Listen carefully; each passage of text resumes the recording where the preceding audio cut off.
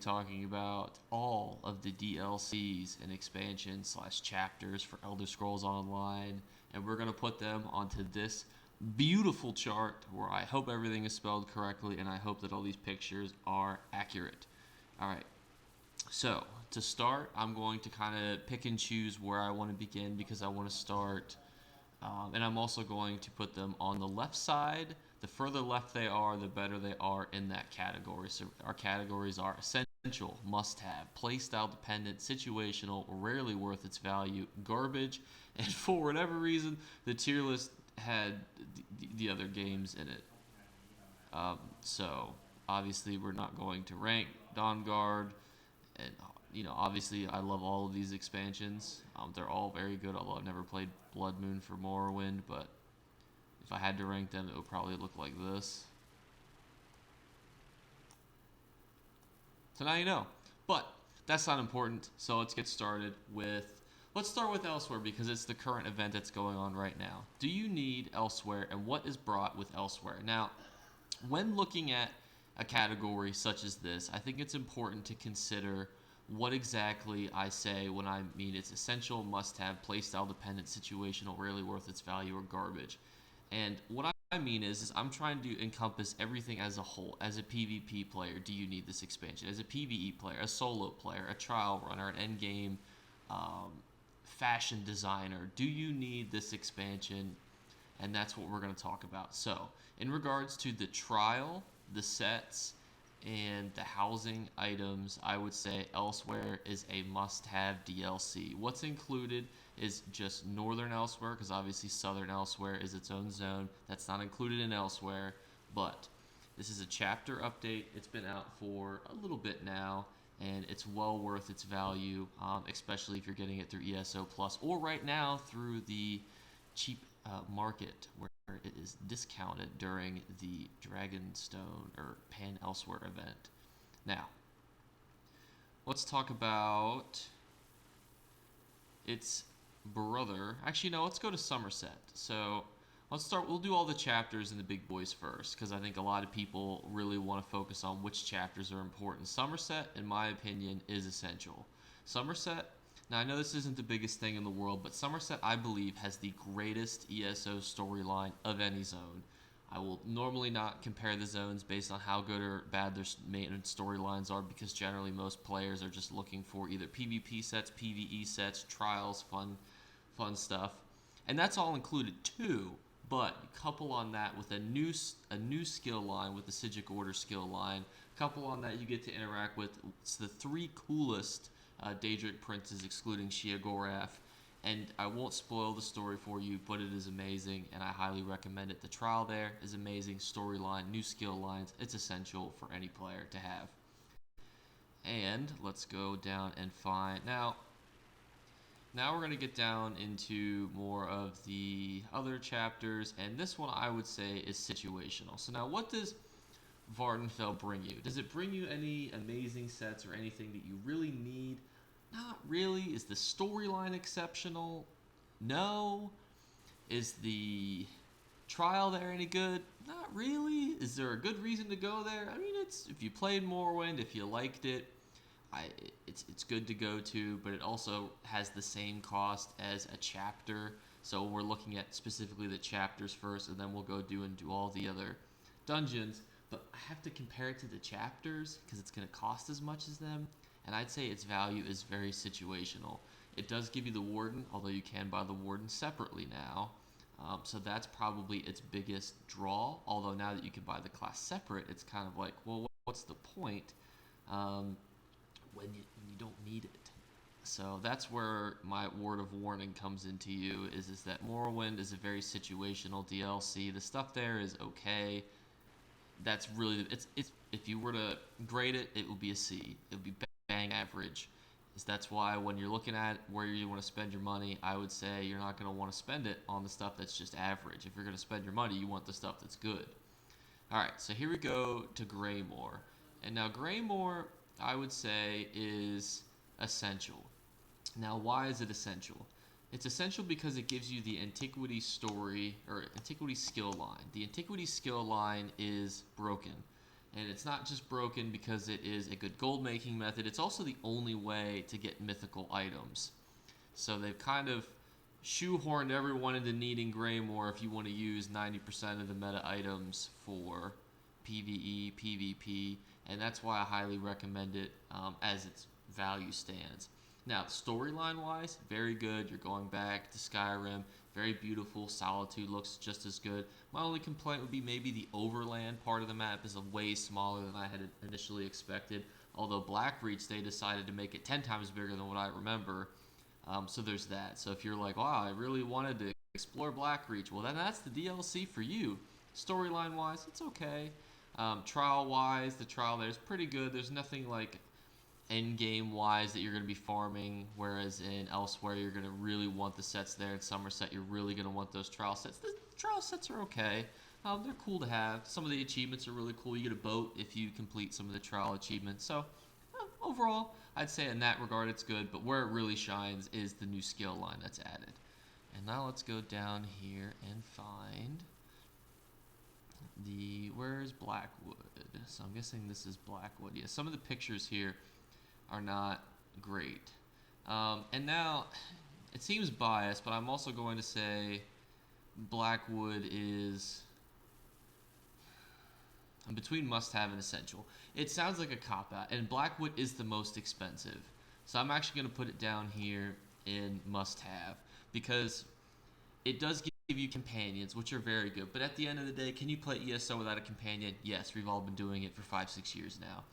Can you play without these new sets? Yes. Do you need to farm the Rock Grove? Not really. Is it very cool? Of course. Are there new mythicals that are exclusive to the Blackwood zone? Yes, they really snuck those in, those sneaky bastards. So in that regard, I would say, hey, it's pretty good, but it's not essential. You can certainly play ESO without it. If you're just getting ESO, the first thing I'm not gonna tell you is oh, go out and buy Blackwood. You need it. You don't need it. It's not essential. And other than that, I mean, it's very good. I don't mean to just completely rag on it. It is very good. The companion system will help newer players getting through solo content. It's an additional farm you can do for companions gear. The loot there is generally pretty good. It's a very active zone. The furnishing plans sell there for a fortune if you get the Leonin ones. It's a very good zone. The mythicals there are great, but at the end of the day, you can still enjoy it and get the end game content without it, and that's why it is not essential for me. Whereas Summerset and Greymoor, I would say if you want to do end game content, you need these two. Whereas Blackwood, you can live without it. All right, now let's start picking and choosing a little more random. Clockwork City, I would say it's playstyle dependent. I mean, it's a very nice zone. It looks cool, but it's small. At the end of the day, it's tiny. I don't really think that you need to be breaking the bank to go out of your way to explore the Clockwork City. If it's a place you love, if you love the Holy Tribunal, if you love Sofa Seal, and just as a side note too, Morrowind goes into Clockwork City, goes into the Summerset storyline. So if you wanted to ever do them in order, these three storylines do connect to one another. So if you were going to do it for storyline reasons, you would need those three. Not necessarily essential, although a little fun fact for you, your speech options change depending on if you have or have not done certain DLCs and have certain achievements completed. Just a fun little fact for you. But other than that, the trial there, not really anything that you need to be farming. And that's it. Overland sets, they're okay at best, below average at worst, depending on how you view Mad Tinkerers. But for me, it's bang playstyle dependent. Now, Orsinium, I'm actually going to put up here, and only because of the introduction of the Maelstrom Arena, as well as this is really one of the first big expansions for ESO, and it really set the tone for what a good expansion should be. It should have a good storyline. It should have good characters who will all be brought back later. If you play Orsinium, you will interact with all those characters again later. It's got good sets, amazing. Briarheart, great set. Pariah, great set. And it's got the Maelstrom Arena, best in slot weapons for a lot of builds currently. I would say that it is essential for you if you want to get to that end game content peak. It's not something you need to necessarily purchase right away, but as a first expansion, I think it is a great way to kind of get yourself into the end game. These three up here, I would say, are very, you need these for the end game, whereas these other ones, I would say, you can really live without them. If you've never stepped foot in Elsweyr, you can easily still participate in the end game. Even if you've never even set foot in Sunspire, you can still easily participate in the end game. Participating without Maelstrom weapons, without mythicals, without NCR gear or Cloud Rest gear, without Sigil Order skill lines, it starts to become a little more difficult. And that's where I think that these three really shine and become very different from the rest. Now, Imperial City is another one where I'm going to give it the playstyle dependent rating, because I love the Imperial City, but my love of the Imperial City only lasts about a couple hours a month, because it's generally boring. It's not necessarily fun to farm. It's cool conceptually. The storyline there is pretty good. It's a beautiful zone. It really adds like a PvE/PvP zone. I know the open world Cyrodiil, you could argue, is still that, but really you're in this contained little area in these different areas, and you're constantly fighting PvE opponents, PvP players. It's very good, and it's a very enjoyable experience, but I've gone months without ever going to the Imperial City, so I don't think it's something that you need to be like, oh, I need the Imperial City, I need to go there right now. There are good sets there, and there are 2 good dungeons there, and some of the sets from those dungeons are very good, but that's really the only thing that's kind of propping it up. You could easily work around not having those sets, but again, if it fits your play style, you'll love it, and that's my recommendation to you. So now let's look at Horns of the Reach.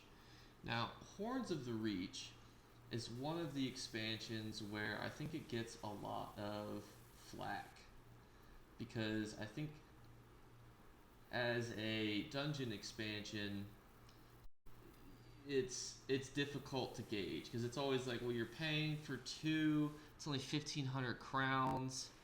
But again, how many of you are raising your hands, jumping up and down, dying to go to Falkreath Hold and the Dread and fucking Bloodroot Forge? Like, I don't think that very many of you are doing that, and the sets there are situational at best. The monster set's pretty good, but I would say overall it is rarely worth its value.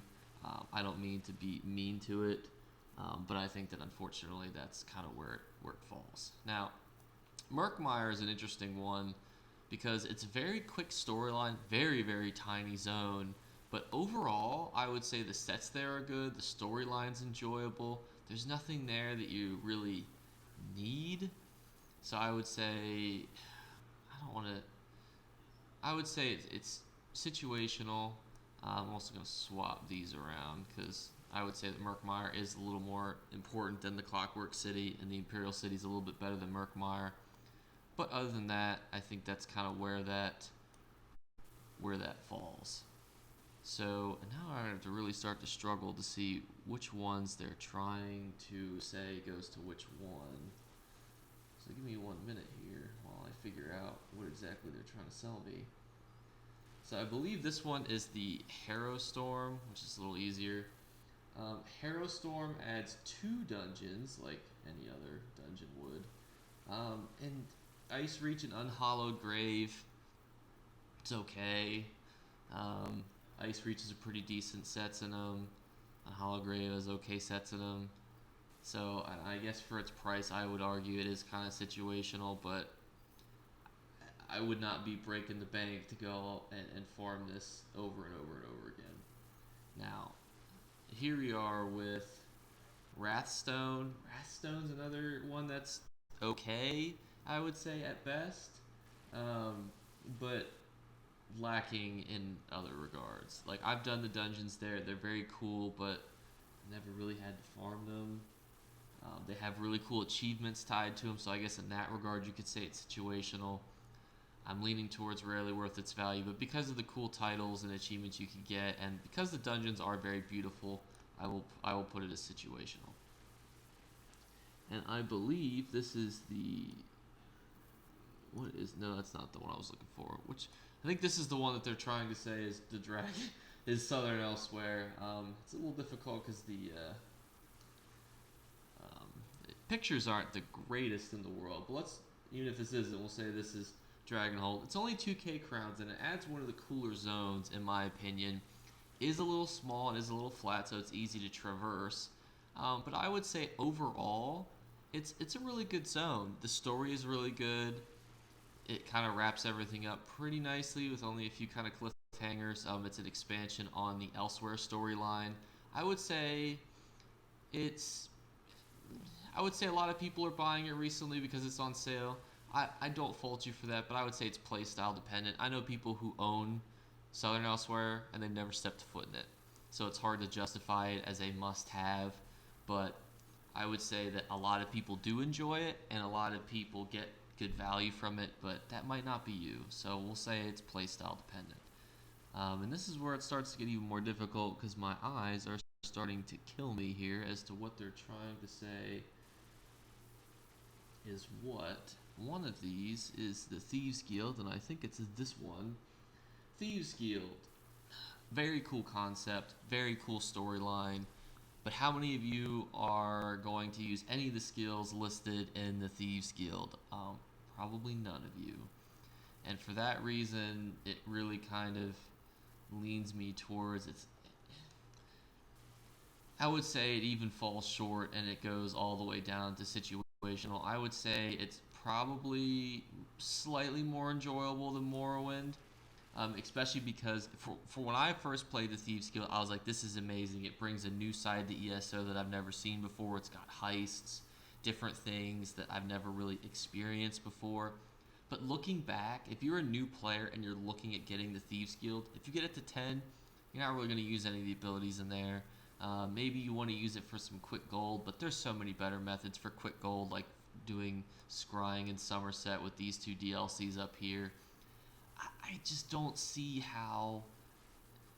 I just don't see how it can be any higher, unfortunately. But I think that it is a very fun DLC to play at once.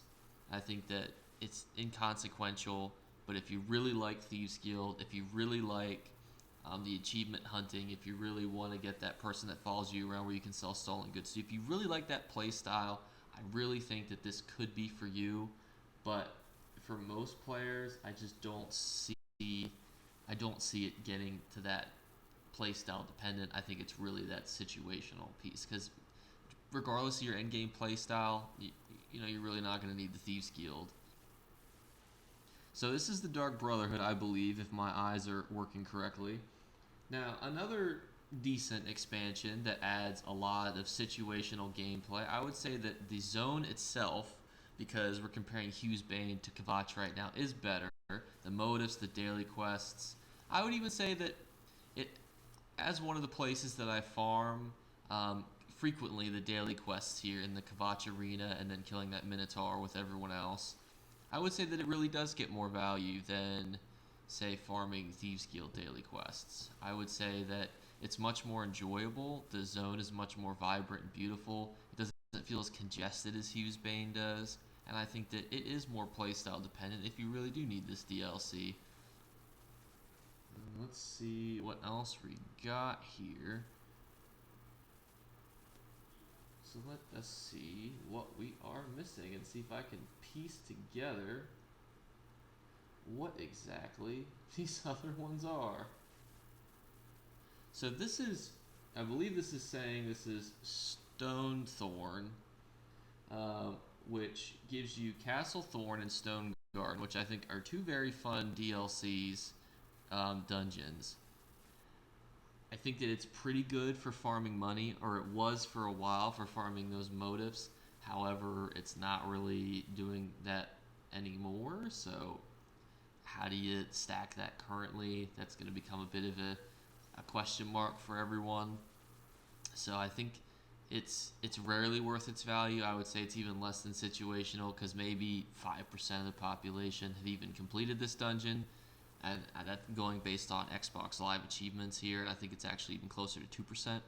And then how many people are actually farming this for any sort of in-game player loop? I would say it has to be even less than that, to be quite honest with you. It just really doesn't have that draw that a lot of these other DLCs do. There's no end game loop. There's no, oh, you need to farm this dungeon to get this amazing set. Oh, you need to do this to get this mythical item. That's just not there. And I think that's where it really loses its value. So now we have Shadows of the Hist. And there are a couple mythical leads that are attached to here. Gaze of Sithis and Harpooner's Kilt most notably, which I would say puts it closer to playstyle dependent, although you can easily get workarounds without them. But it is going to be a bit of a workaround because I would say that Gaze of Sithis is a very fun set to use, but it's not necessary for PvP. People can build easily around it without having it. And then the Kilt is very good for certain trials, but there's also monster sets that you can sub in for that mythical. So I would say it's situational. I would say that a lot of people will enjoy it more than a lot of the other DLCs, but I just don't see it rising to that level of, you know, your playstyle depends on it. I would say it's really just situational, whether or not you're even going to complete it. So now we have an interesting dungeon that I would have normally said playstyle dependent, based on how good Zaan's was in Scalecaller Peak, even though getting together a group on Scalecaller Peak that understood the mechanics and were competent enough to complete it on Veteran would have made it more playstyle dependent just based on the monster set alone and the fun. I think as a dungeon it is pretty fun, but I think now with Zaan's kind of falling out of favor a little more, I'm going to have to put it down here because honestly the Kilt is really what killed Zaan's for a lot of people. Now they just wear one piece of Slime Crawler to get that critical hit chance, and they wear a Kilt or Death Dealer's Fate. So I think that the DLC to the left is what killed the DLC on the right. Been unfortunate, but you know, it's not as good as it was. I think it's falling out of favor. If you needed a monster set, though, I would still say it's very good. Of course, there are other ways to get monster sets. Obviously, you can still get those monster sets from the Golden Vendor, even if you don't physically own the DLC. So just keep that in mind. Like, it's not like this is the only way to get it, but regardless, I just don't see it being necessary for you. All right, so this one is a very dungeon that I hate so bad that I actually created this whole tab just for this. The only reason this garbage thing is here is because I hate Moonhunter Keep so much. It drives me insane. It is to the point where if you don't have it and you won't have, if somebody in your party is queuing with you for like a random vet dungeon, and they don't have this DLC and you know you will not get Moonhunter Keep, put your mind at ease a little bit. Because when you get Moonhunter Keep, you're like, this is going to be terrible. This is a long dungeon, very long, with a lot of annoying bosses in it with crazy mechanics, and it is just not an enjoyable experience for anyone involved. And for that reason, I am putting it in the garbage tier. Now, so Scalebreaker, not wrong game, unfortunately. It is in the right game. Adds 2 dungeons you'll probably never do. The sets in there are passable at best. You'll probably never see anyone being like, oh, you need to go farm this dungeon. So I'm going to give it the rarely worth its value.